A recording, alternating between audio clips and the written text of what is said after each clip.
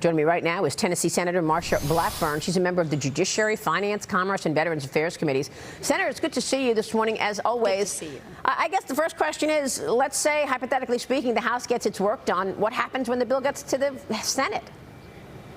I think you'll see the Senate take it up quickly. I do believe you'll see the Senate pass it. And, you know, Maria, I think it's so important that they get H.R. 2 on that bill and send it to us, because that border is wide open. You look at what is happening there. You look at the administration trying to find a way to make illegal legal by giving work permits and special permission and status to 500,000 Venezuelans, and people are saying, hey, wait a minute, we need to continue to push to close that border. We need to continue these investigations and get to the bottom of this business with Hunter Biden and 2 tiers of justice. Yeah, and that Merrick Garland testimony yesterday was stunning. But let's stay on the border for a moment, because the New York Post is calling it anarchy this morning. These pictures are stunning.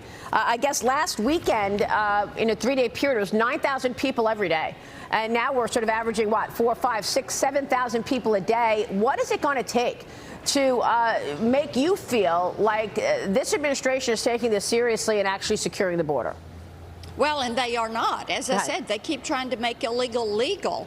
And passing H.R. 2 on a CR and then turning to the administration and saying, you do this.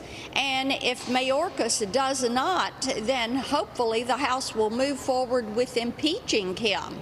Because when you look at the numbers that are coming across this into our country, when you look at the number of Chinese nationals that are coming into this country, Maria, this has got to come to a stop. You've got 18,000 Chinese nationals that have come in, and you've just got to get a handle on this. And this administration is very intentional in leaving that border open. Yeah. So let's get this CR done. Let's have the House return to regular order. Let's have them start cutting the spending and send us those measures, and hopefully we can build some bipartisan support for this. Yeah. The spending is out of control. The border is in chaos. This is the biggest mess I have ever seen, and what we've got to do is begin to bring some sanity back to this process. Yeah, I mean, you've been so good on the border and also so good on pushing back against communist China. I want to get back to that in a moment, because that number is just stunning. I'm wondering what you think is behind it. But let me ask you about the Judiciary Committee meeting yesterday. Yeah. Chairman Jim Jordan laying into Attorney General Merrick Garland yesterday, accusing him of running out the clock to avoid charging Hunter Biden for real crimes. Watch. What I'm wondering is why you guys let the statute of limitations lapse for those tax years that dealt with Bartiromo income. There's one more fact that's important, and that is that this investigation was being conducted by Mr. Weiss, an appointee of President Trump. You will, at the appropriate time, have the opportunity to ask Mr. Weiss that question. The Senator, he avoided answering most questions yesterday. Your assessment? Well, he came in there and acted like he had never seen anything, he had never heard anything, he didn't know anything, no one had ever made him aware of anything, he couldn't recall what conversations he had had. He portrayed himself as an inept leader, incapable of running the Department of Justice.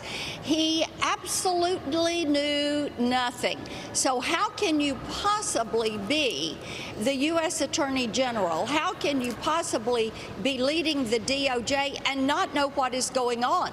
It begs the question, who is in charge? Yeah. And who is making these decisions? Because he portrays himself as knowing nothing. The truth is, we know he knows a lot of this, and we know that there are conversations that are taking place below the surface, if you will, and that there is a lot of moving the ball around over there in order to protect Joe Biden. It goes back to when they tipped off the Biden transition team that Hunter Biden was scheduled to be interviewed the next day And at that point, either the White House or DOJ or somebody over there kind of took charge of this situation. They took the power away from David Weiss. They started to play hide the ball. They didn't want people to know what was going on. They had, by all means necessary, needed to protect Hunter and Joe Biden. One of the issues that was raised yesterday, I believe by Matt Gaetz, was the China initiative, and why it is that President Biden came into the White House first week and canceled the China initiative. Is this a move that he was paid for? Is that why millions of dollars have gone into these shell companies that were distributed to Biden family members, according to the House Republicans? This is why the House needs to find a way to avoid a government shutdown and keep these investigations going, be able to execute these subpoenas, get this information, and find out what the timeline was for moving that money around through that Biden pipeline and into those shell companies and into different accounts. So what do you say to the media, the legacy media, who likes to say, look, the Republicans just want to have a government shutdown, and that's what this is all about? I mean, Hakeem Jeffries had actually called what you all are doing with this investigation into the Biden family influence peddling and charges of bribery. He called it a kangaroo court, Senator.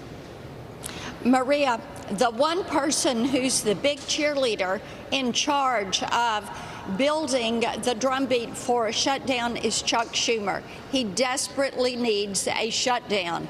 He wants it politically.